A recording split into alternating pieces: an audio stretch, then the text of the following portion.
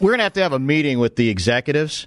Yeah? Because I missed one, and somehow I'm still only 13-13. I went 3-1. You got ripped. Well, what was I last week? Where's is Joe Nelson around? Who he's bouncing off the walls because of the state tournament. I'm now beginning to believe in the conspiracy theories that have been spun here. Common and I only agreed on 2 games. It's not making sense. It's not making sense at all. Dan from Woodbury, we agreed on 2 games. How can we only be 1 game apart? Well, maybe in terms of what? Maybe I was the one that was 3-1. Maybe they got it wrong. Well, no, you were definitely not 3-1 this week because I've known the conspiracy theory forever. It's just coming now. It's against you. Any year I've never won, it's been because of that. Yeah, well, that's also what several other people have said. Well, here's what else I really like about this. So I feel like the Vikings, I've still not put my best week yet together, and I'm still winning the thing, which is what I really like. That's the beauty of it. Carl Gerbschmidt is here as well. You know what? I better do it this way. I'm going to lock Gerby comment in, and let's see what Gerby has to say. Gerby, are you with us, Carl? I'm here right now, Dan. Can you hear us? Yeah, I was talking before, but I don't think you heard me. No, I didn't hear you. What were you saying? Was it anything? I was just saying that this whole enterprise is a sham. That long time ago, you got all my picks wrong. So I kind of just chalk it up with the fact that you people live in Minnesota and really can't count much past. I'll get to the bottom of it next segment. We might have to play the audio back. Is what we're going to have to do because it's not Joe Nelson is kind of interested in this segment. Who kind of does the I think the intro, or do you do it? No, Garzi? He does it. Joe I have does nothing to do with it. But I don't think Joe actually ever really worries about adding up the numbers because he's into his high school football, and by the way, right now he's devastated for Chad Abbott. More on that later. But in any case, Carl, I got to ask you this. Yeah. Man. Hold, just a second. Do you hear that? No. Here come the Packers. 1 in a row. Do you hear them? I can hear them. They're coming. We're coming. It's 1 in a row, Carl. They're coming. Makes you nervous, doesn't it? Did you hear the news? You're scared, aren't you? Did you hear the news out of WTMJ? What's that? That's a Milwaukee radio station. That's a good station. That's a pretty good radio station. You guys should take some pointers from them. According to a military official, detainees at a Wisconsin National Guard camp in Iraq are using Brett Favre as a manner of getting at the Guard troops there. Yeah? They constantly talk about Favre shenanigans, says one of the Guard members. He's so good. I don't quite understand. They threaten he's going to go quit. He's so good for the Vikings. He's going to have a bad December or January. The Packers have got to really feel bad about that one. He's getting to your Chumbalone fans. No, he's not getting. Nobody's getting to us. You understand. I think you just have an inflated sense of the importance about what we care about. Well, doesn't it show you, though, how powerful Favre is? He used to be. Well, no, he still is, obviously. Not really. I don't think so. The Guards are bitter about it. No, well, look, you're over in godforsaken. The only place worse than Iraq is Minnesota. and really? Well, it's close. It's close, yeah. It's close. And so, it doesn't get you after a while. That's why you people are as sick as you are. I mean, I understand. Did we ever waterboard you? No, it has ever waterboarded me. Okay. When you lived here, I mean, I was wondering. It's like being waterboarded. I don't see how you people can.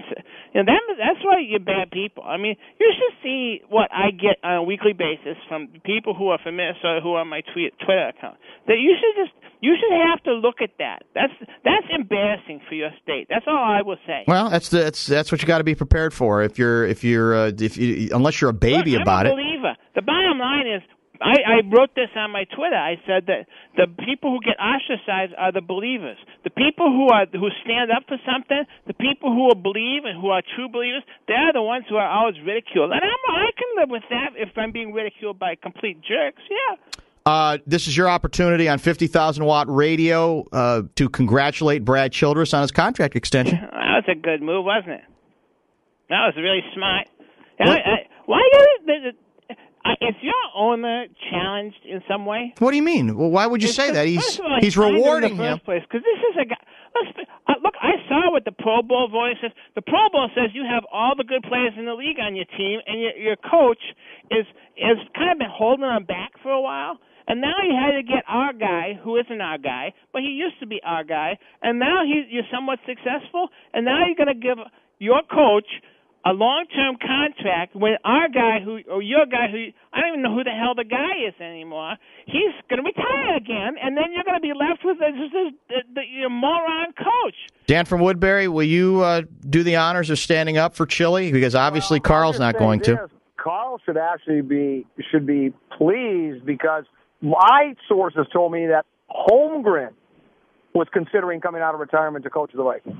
Yeah, Holmgren was a pretty good coach in his day. Then he kind of lost it. Holmgren and Favre together would be your worst nightmare, me boy. You don't give me nightmares. You people in Minnesota don't give me nightmares. I don't have nightmares. I'm worried about the Green Bay Packers, okay? I worry about things that are important in this life. We are right now tied for a wild card spot. We are ready to go into the playoffs.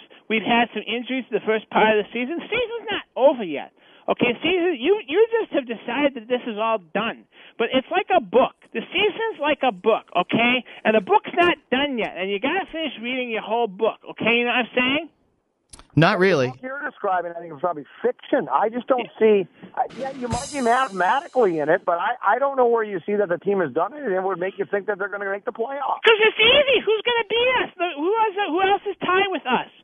San Francisco? They're nothing. San Francisco will destroy San Francisco. Okay, the Giants, they've lost like 400 games in a row. They're done. And Atlanta, they can't win. They can't do anything. They're terrible. I mean, who else is there? I mean, nobody's close. It's like, and we just beat Dallas. Bears aren't done yet. Not a game, but we pretty much handled them from the beginning of the game till the end. Bears aren't done yet. The Bears are way done. I bet the Lions will overtake the Bears. Wow. Hey, quick question for you, Carl. Yeah. Did your head coach fire anybody else on the grounds crew this week? That never happened. I looked into that. Of course. That never happened. Yeah. He had nothing to do with it. Right, yeah. The guy was a doofus, and he was trying to... Okay, so what if every day when you were going to work, you had a coworker that stopped you and engaged you in stupid conversations every single day? Don't you think that person should be fired? I don't think so. I think that person should be complimented and commended and given a big fat raise. That was Shecky Green-like right there, Carl. I didn't think you had it in you, to be honest. What? I'm not making jokes. Well, you don't even know what you're talking about. That's the problem. I know what I'm talking about. I'm talking about the Green Bay Packers who are going to the playoffs, and then I don't care if we have to play another game in your stupid Metrodome. It's hard to beat a team 3 times. Oh, God, you believe all those cliches. All right, that's cliches because it's true. Let's get to the game, shall we? Just got to believe, people. Let's start with this game is so bad, I think it's good. And I think we had to cover it.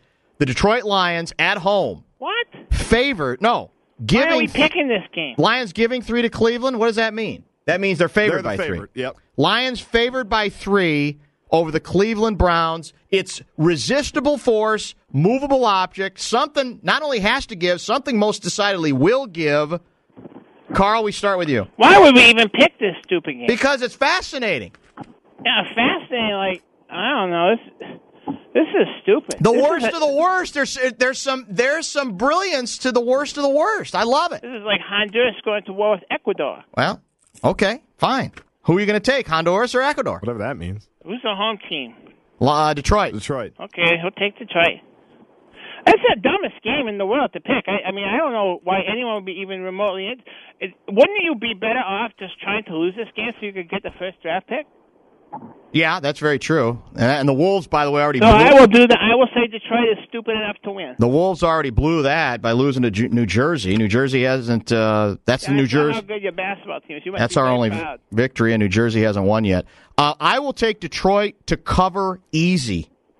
The Cleveland Browns make the Detroit Lions look semi-functional. They are a complete train wreck.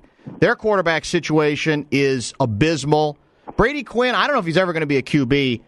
They can't block for him. He's dirty. The head coach is probably on his last legs already. The team, I'm surprised there hasn't already been a mutiny. The game is in Detroit. Detroit's not stupid. They know they're not going to have that many opportunities to win. They took advantage of their first good opportunity to win. They will take advantage of this opportunity to win and to cover. Guardsy. I think the Lions will win 9-3 on Sunday. 9-3 will be the final score, so they will cover that 3-point spread. Dan from Woodbury? Boy, it's dangerous. I've not picked the Lions to win a game in 13 or 14 years. When's the last time they've been favored by 3 in a game?